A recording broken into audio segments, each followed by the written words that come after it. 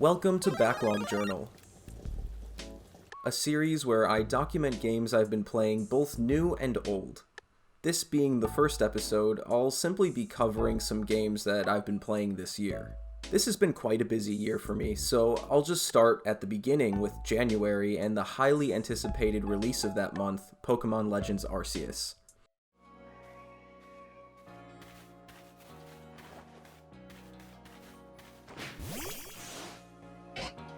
This is the type of Pokemon game that I've been dreaming about since I was a kid. No more random encounters, all Pokemon are visible and roaming around in the overworld, you're pretty free to just wander around and explore, and best of all, you can actually obtain every Pokemon programmed into the game by yourself without needing to trade with another person. While Legends Arceus is a really nice step in the right direction for Pokemon, I still had some issues with it. The main one being that once the initial magic of this being a quote-unquote open-world Pokemon game wears off, you begin to realize that the environments are actually pretty empty. Outside of a few landmarks in each area, you'll mostly be trudging through wide-open fields with not much to see other than groups of Pokemon just kind of walking around in circles. With that aside, this game does do a lot of things really well. I love the way Pokemon are portrayed as being these wild animals that residents of the nearby village are afraid of. Going up against fully evolved wild Pokemon early on can literally get you killed. Honestly, it's a bit how I imagined living in a world full of Pokemon would be as a kid.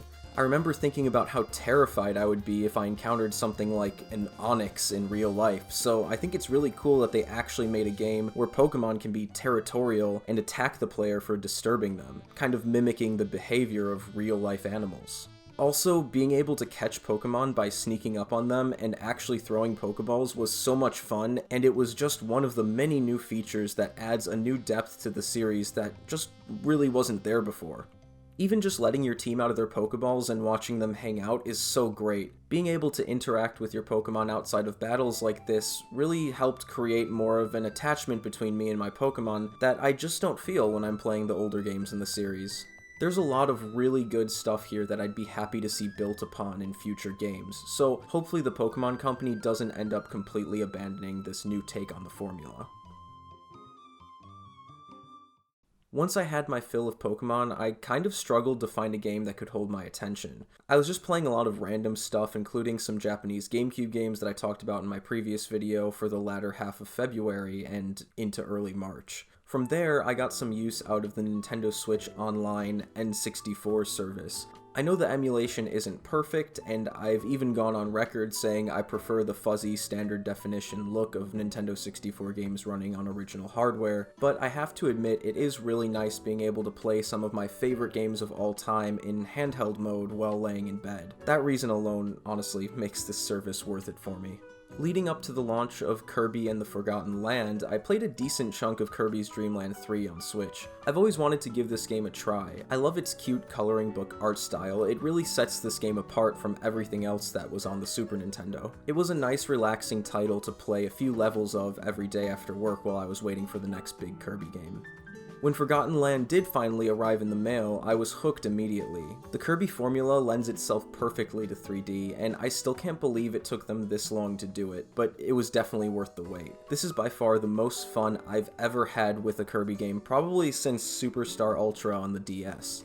Everything about this game is just so good, from the post-apocalyptic setting to unlocking all of Kirby's abilities, to collecting figures to display in Kirby's very cozy house, to rebuilding this super cute Waddle Dee village and playing minigames. This game is just packed to the brim with content and charm, and I was delighted to see it through to the end. Around the time I finished Kirby, my girlfriend and I took a trip to Osaka where I finally got to see Nintendo World with my own eyes, and oh my god, I had an amazing time. Like, seriously, I was in full-on baby mode. It was great. It was so magical just walking around and taking in the sights, finding Pikmin hidden around the park, and enjoying all of the references and secrets packed into every corner. Even waiting in line for rides was entertaining. There was just so much to see.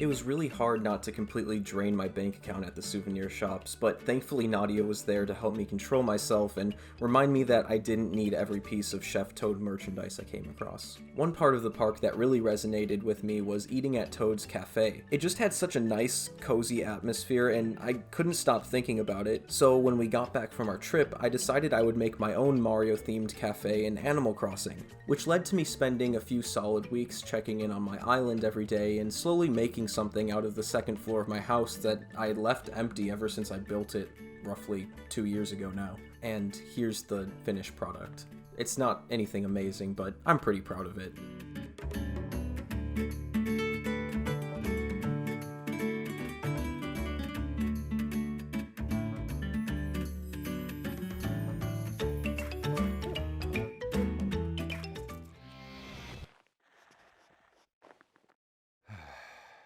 So I finally got around to playing the first No More Heroes.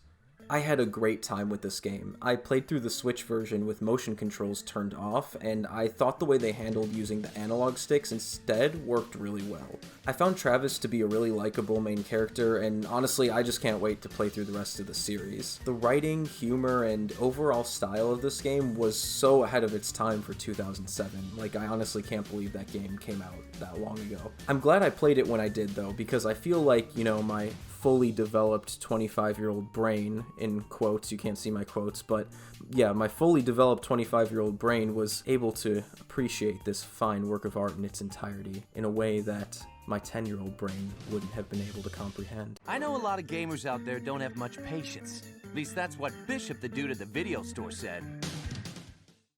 At the end of April, and here's the life stuff that was hinted at in the thumbnail, not hinted at, I blatantly put it there, but at the end of April, my girlfriend and I moved out of our apartment in Gifu, spent a week sightseeing in Tokyo, which made me not want to leave Japan because Tokyo is just so amazing, and spent some time visiting my family in the good old Midwest.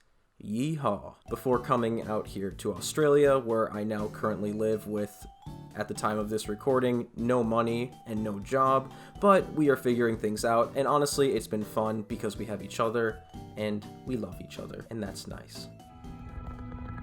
Just a big hoss hanging out. During all that time, and even now, I've been on a huge Final Fantasy binge, partially in thanks to the Pixel remasters. I started with Final Fantasy III, which was actually the first Final Fantasy game I ever tried back on the DS, but I couldn't really get into it back then.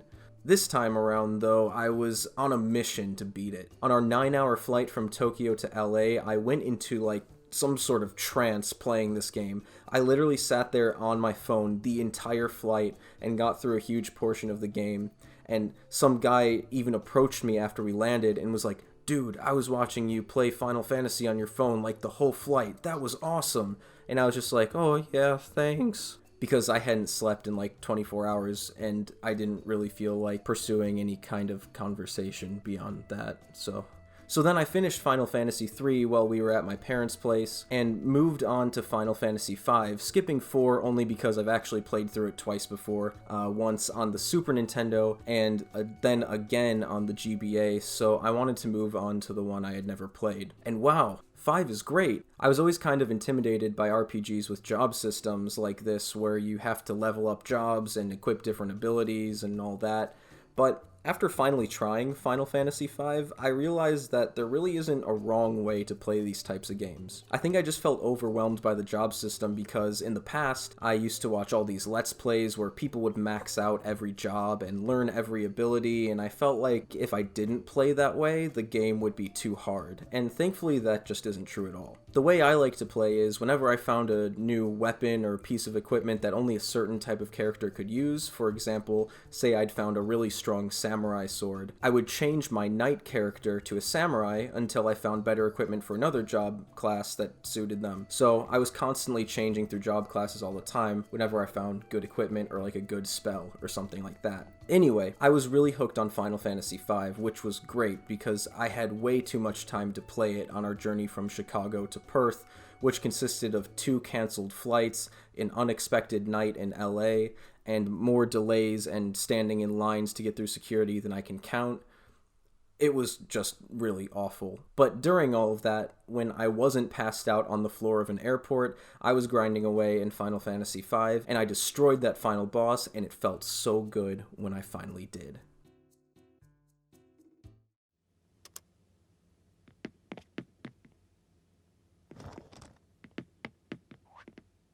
So, those are the games I've been playing so far this year. Let me know what you've been playing in the comments if you feel like it.